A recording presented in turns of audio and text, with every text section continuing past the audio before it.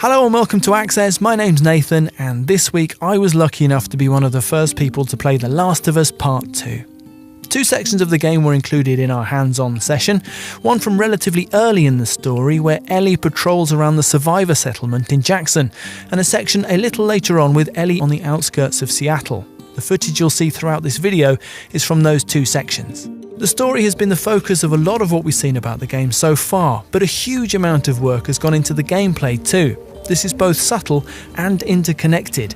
Combat initially feels familiar, like an evolved form of the gameplay you know from the first game, but several key changes have moved it on considerably. Here's a look at some of those changes.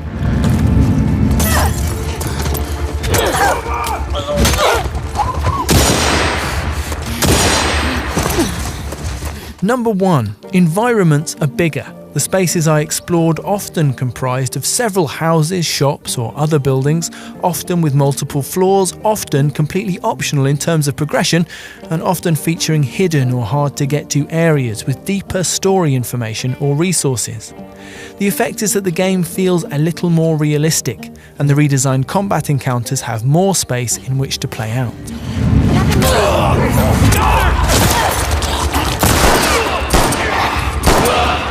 Number 2, Ellie has a few new ways to explore and interact with these bigger environments. Naughty Dog has shaped the gameplay around her character, older and stronger than when we first met her, but still agile and relatively small. Ellie can squeeze through gaps in the environment, and she can also jump, a much commented on omission from the first game, which leads to various traversal options and an added verticality to combat. And Ellie can also go prone. This one probably has the most impact while you're actually playing. It means that you can find cover even in open areas with long grass, and that you can shuffle discreetly between 2 points of larger cover.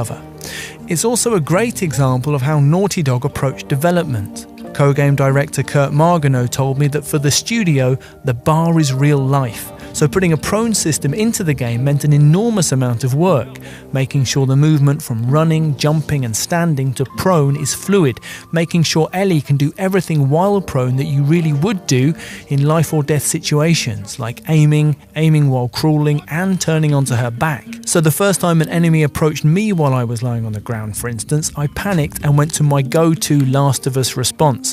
I threw a brick in their face and charged in for a melee kill.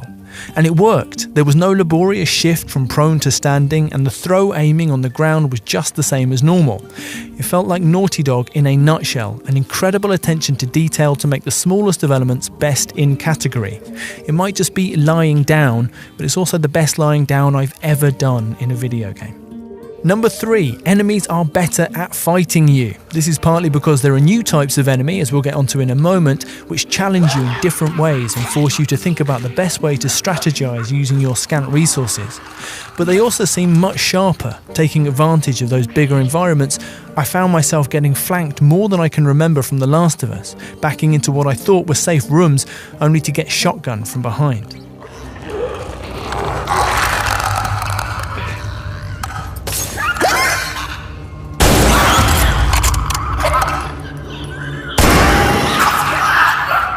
Number 4, more impactfully, the enemies are also more humanized.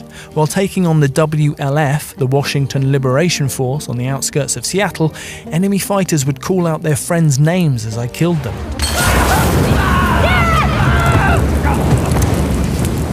Introducing our play session, Naughty Dog's Neil Druckmann explained that as a revenge story, The Last of Us Part 2 is about destructive cycles of violence. This tiny touch is a way of jolting players into reflecting on the significance of their actions. What is it? Someone took him out! Number 5, related to this, enemies now include dogs. Let's leave aside the gameplay implications of this for a moment and first look at the emotional ones.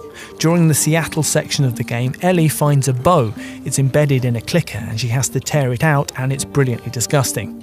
It also gives her a way of one-shotting enemies from stealth during combat. Take out a dog and its human handler will stop in horror and check that the dog is okay. And if you kill the human first, the dog is sad and confused as to why its human pal isn't moving anymore. Number 6, don't feel too sorry for the dogs though, as they are tricky as heck to fight. They're small, so they too are hard to see in long grass. They can also smell you, so you can't creep up to stealth melee them. They disrupt your attempts to sneak around offing humans too. You leave behind a scent trail which you can see in listen mode, and if a dog is present you'll need to keep moving or distract them with thrown objects to avoid discovery. It gives what otherwise might be slow and patient stealth sections an anxious urgency and forces you to keep moving.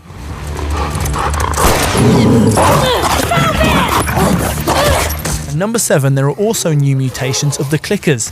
The one I encountered is called a shambler, a big tank-like horror covered in thick growths that act like armour. They're tough to take down, immune to stealth melee attacks, and when they get close they emit a cloud of acidic fungal nastiness which hovers in place after they've moved on.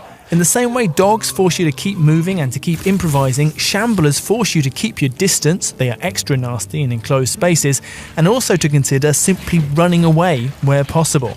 It is a totally valid tactic, Neil Druckmann told us so. That's our list of 7 things. The Last of Us Part 2 feels like a careful and sophisticated expansion of the urgent, impactful gameplay that defined the original game. And, no surprise, we're very excited to play more of it. Please give this video a like, subscribe to Access for more, and hit that notification bell so you always know when our videos go live.